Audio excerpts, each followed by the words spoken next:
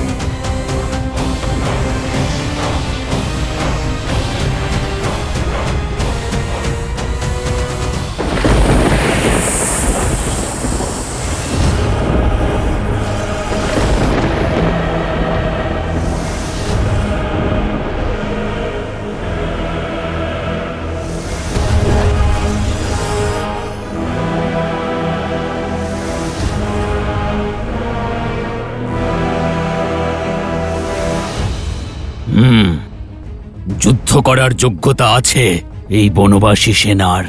এটা তো সেই বানর যে লঙ্কা পুড়িয়েছিল। হ্যাঁ, এবার লঙ্কা তার শেষ সৎকার দেখবে। এবার লঙ্কেশের সম্মুখে দাঁড়ানোর শাস্তি পাবে ওই মূর্খেরা। যতক্ষণ যুবরাজ ইন্দ্রজিৎ না উপস্থিত হচ্ছেন, ততক্ষণ মন ভোলানোর জন্য একটু খেলা করা যাক। আবার অন্ধকার গাঢ় হচ্ছে, আমাদের ক্ষমতা আবার বাড়বে। কিন্তু এখন কেবল দুটো টুকরো আক্রমণ করবে, বাকিরা এখানেই অপেক্ষা করবে। আক্রমণ!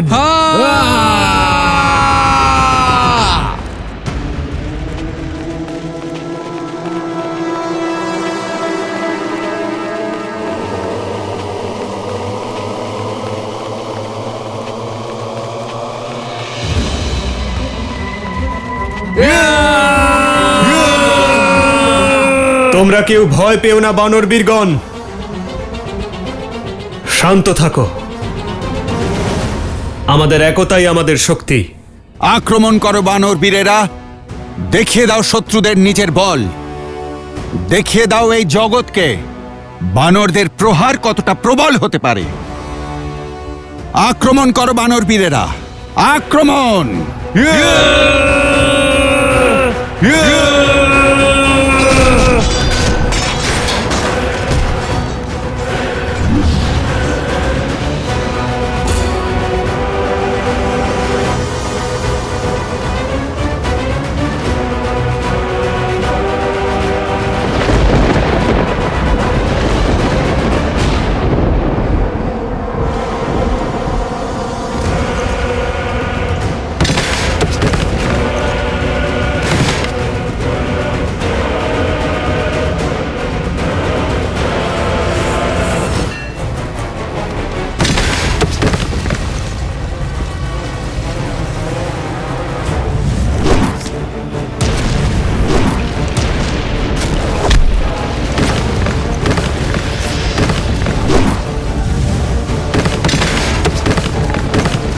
সৈনিক থাকলে তবে তো লড়বো, কিন্তু এই পাথর থেকে কিভাবে রক্ষা করব? শত্রুকে দেখা যাচ্ছে না, কিন্তু আকাশ থেকে পাথর পড়ছে।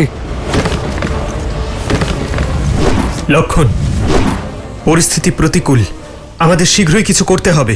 রাক্ষসেরা অন্ধকারে অদৃশ্য হয়ে যায়, আর আগ্নেয়াস্ত্রের শক্তিও কমে এসেছে। ওদেরকে রক্ষা করতে হবে আমাদের লক্ষণ। যারা আমাদের জন্য লড়ছে তাদের রক্ষা করা আমাদের দায়িত্ব। সুগ্রীব, তেলের ব্যবস্থা করো আর তা শত্রুদের দিকে ছড়িয়ে দাও। সৈনিকগণ, তেলের পাত্র নিয়ে এসো।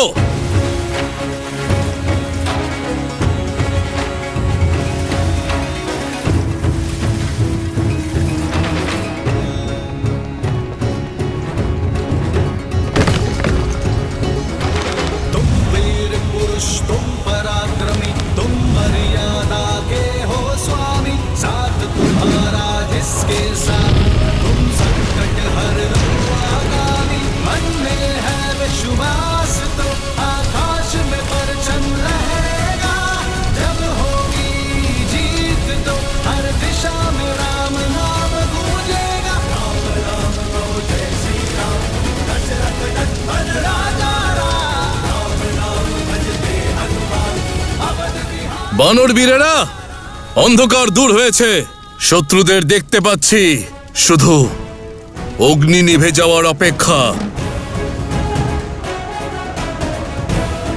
এই রাক্ষসরা আমাদেরকে আক্রমণ করবে।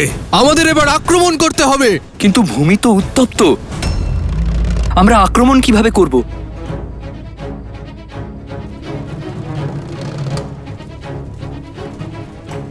আর এই উত্তপ্ত ভূমি আমাদের সাহায্য করবে।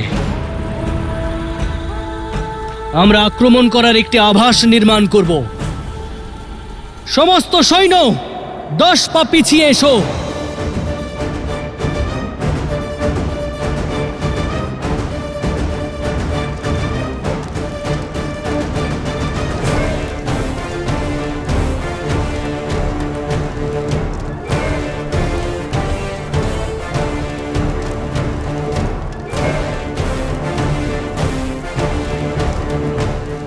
শত্রুর চিৎকার যেন আমরা শুনতে পাই। আসতে দাও ওদেরকে এই উত্তপ্ত ভূমির ওপর দিয়ে।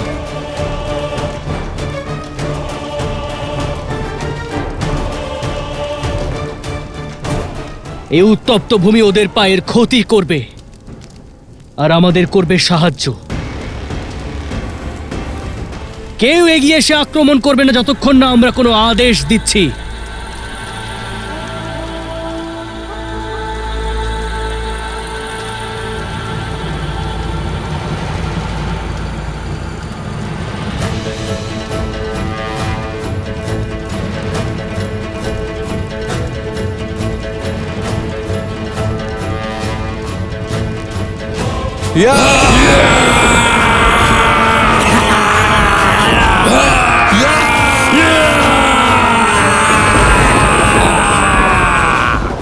আক্রমণ!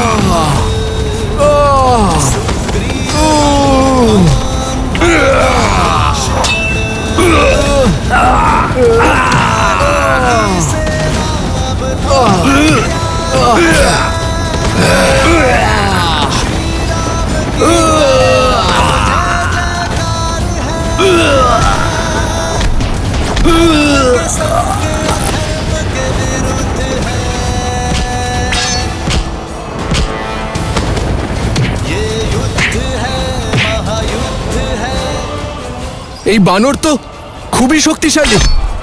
যুবরাজ ইন্দ্রজিতের মায়া কোনো কাজে আসছে না। যদি প্রাণ বাঁচাতে চাও তাহলে পিছিয়ে যাও, পালাও। পালাও।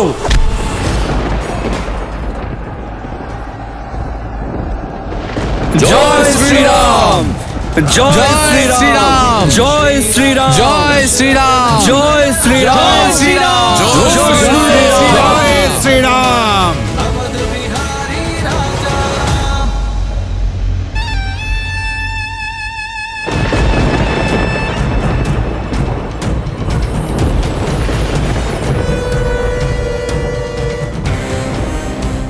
আপনার এই পুত্র নিজের প্রতিশ্রুতি পালনের জন্য প্রস্তুত হয়েছে পিতা। সূর্যোদয়ের পূর্বে রাম এবং লক্ষ্মণের বিনাশের সূচনা আপনি পেয়ে যাবেন পিতা। আশীর্বাদ করুন পিতা। বিজয়ী হও। আজ রণক্ষেত্রে আরো একবার দেখিয়ে দাও তোমার শৌর্য, সেই শৌর্য যার দ্বারা তুমি দেবরাজ ইন্দ্রকে পরাস্ত করেছিলে। কম্পিত করো এই সংসারকে রাক্ষস শক্তি দ্বারা। এমন এক দৃষ্টান্ত স্থাপন করো যাতে সুদূর ভবিষ্যতেও কোনো মূর্খই আর লঙ্কার সামনে মাথা তোলার সাহস না দেখায়। হত্যা করো ওই 2 বনবাসী ভাইকে আর ফিরিয়ে আনো নিজের কুলের সম্মান। হর হর মহাদেব। হর হর মহাদেব।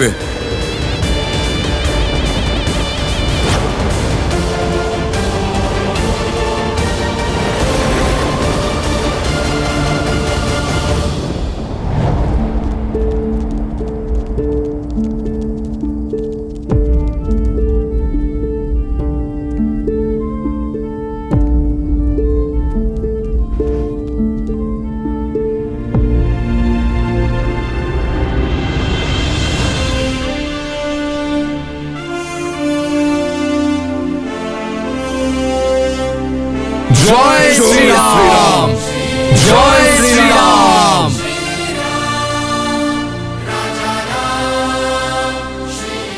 আপনারা সকলেই আপনাদের সাহসের পরিচয় দিয়েছেন। মায়ার সঙ্গে তো দেবতারাও লড়তে পারেন না, আর অদৃশ্য শত্রুর সামনে বড় বড় মহারথীরাও পেরে ওঠেন না। কিন্তু আপনারা সকলে আমার প্রতি আপনাদের বিশ্বাস বজায় রেখেছেন। এত আঘাত সহ্য করেও কখনোই পিছিয়ে যাননি। আমার কাছে আপনাদের সকলকে ধন্যবাদ জানানোর মতো শব্দ নেই, কিন্তু আমার বানর বীরেরা এই সময় উল্লাসের নয়, সাবধানতা বজায় রাখার, নিজের শক্তিকে একত্রিত করে প্রস্তুত থাকার, কারণ প্রকৃত যুদ্ধ এবার শুরু হতে চলেছে।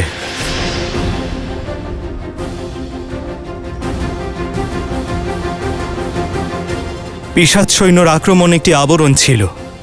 শত্রু নিজের পূর্ণ শক্তির ব্যবহার এবার করবে। আগামী যুদ্ধ সঙ্গে করে কঠিন পরিস্থিতি নিয়ে আসবে, কিন্তু আমি প্রতি মুহূর্তে সব সময় আপনাদের সঙ্গে আছি। আপনারা যে বিশ্বাস নিয়ে আমার সঙ্গে এসেছেন, সেই বিশ্বাস ভঙ্গ না হওয়ার প্রতিশ্রুতিতে আবদ্ধ আমি। জয় শ্রীরাম, জয় শ্রীরাম, জয় শ্রীরাম, জয় শ্রীরাম, জয় শ্রীরাম, জয় শ্রীরাম। এই বানরেরা আমার শিকার, এদের সাথে যুদ্ধ আমি করব। আমাদের সুনিশ্চিত করতে হবে যুবরাজ ইন্দ্রজিতের ওই দুই বনবাসী ভ্রাতার কাছে পৌঁছতে যেন কোনো অসুবিধে না হয়।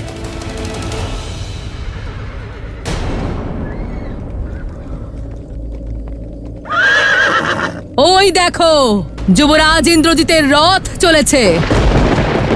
যুবরাজ ইন্দ্রজিতের জয়, যুবরাজ ইন্দ্রজিতের জয়, যুবরাজ ইন্দ্রজিতের। দেখো, স্বয়ং ইন্দ্রজিৎ যাচ্ছেন তার মায়াবী রথে চড়ে। সীতা, এবার প্রস্তুত হয়ে নাও। তোমার স্বামীর মৃত্যুর সংবাদ তুমি শীঘ্রই পেয়ে যাবে।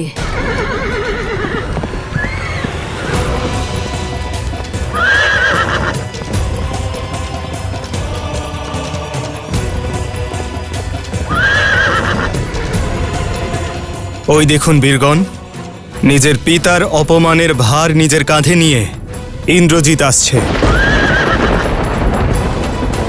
সত্যিই ও ভীষণ সাহসী। মহাবলী হনুমানের আঘাত সহ্য করেও এত শীঘ্র রণভূমিতে ফিরে এলো। কিন্তু এইবার আর অজ্ঞান হয়ে নয়, আমার আঘাতে নিজের প্রাণ বিসর্জন দিতে বাধ্য হবে এই দুষ্ট। দাদার জন্য প্রস্তুত। আমরা রামের, রুদ্র। শঙ্কর আমরা শঙ্কর। क्रोध का ये क्षण है प्रतिशोध का, ललकार और पुकार का ये क्षण है अति विरोध का।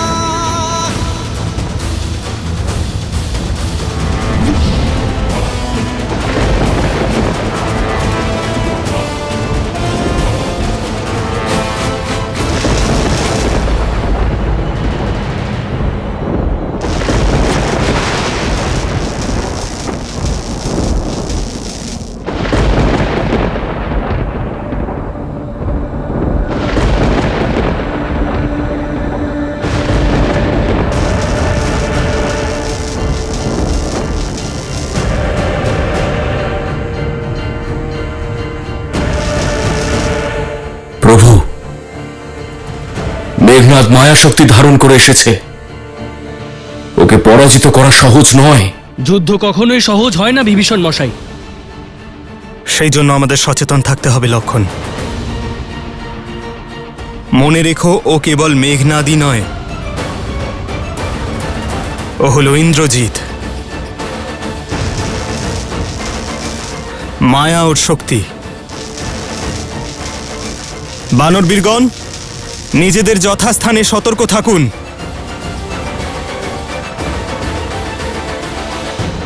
বানর আর বনবাসীরা, দেখাও তোমাদের বীরত্ব। যদি বাঁচতে পারো তো বেঁচে দেখাও আমার প্রকোপ থেকে।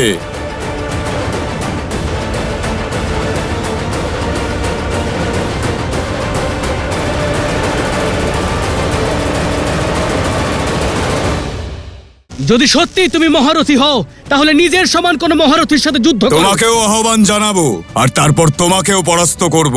ততক্ষণ যদি বাঁচাতে পারো তাহলে নিজের সেনাকে বাঁচাও।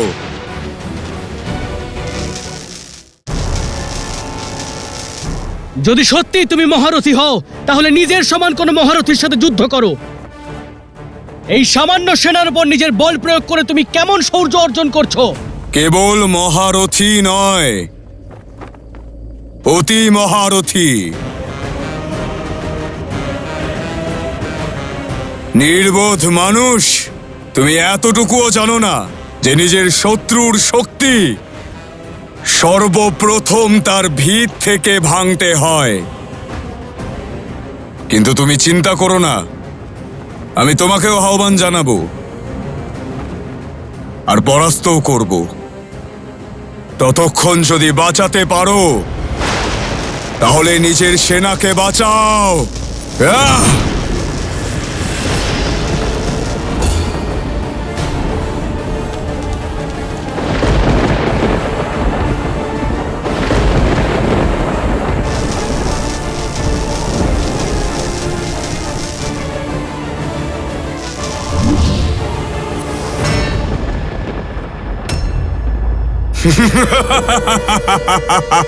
দাদা, তুমি বানর বীরদের সাহায্য করো, এই মেঘনাদকে আমি সামলাচ্ছি। লক্ষণ, সতর্ক থেকো।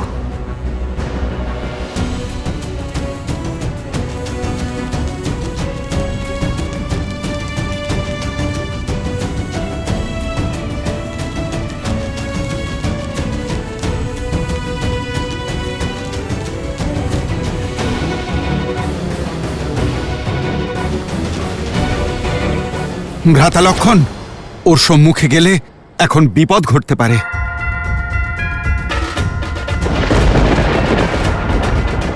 আপনি এখন যাবেন না, আগে আমাদের ওকে এই মাটিতে নামাতে হবে।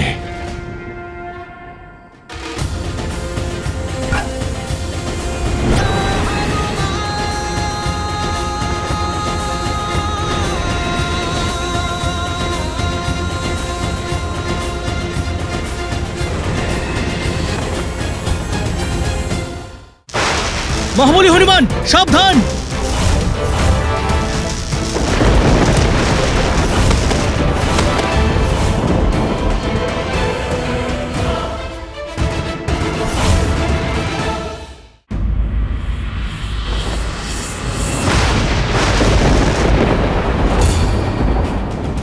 এই কি হলো?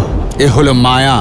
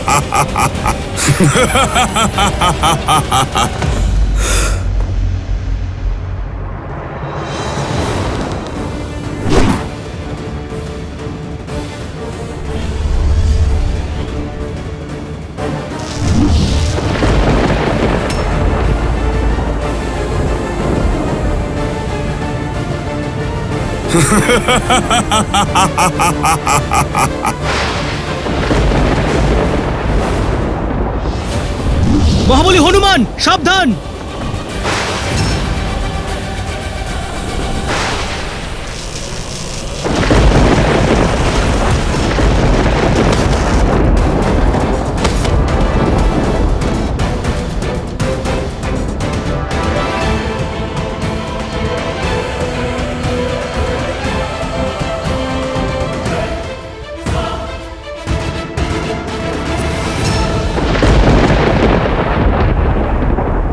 লক্ষণ, লক্ষণ, লক্ষণ!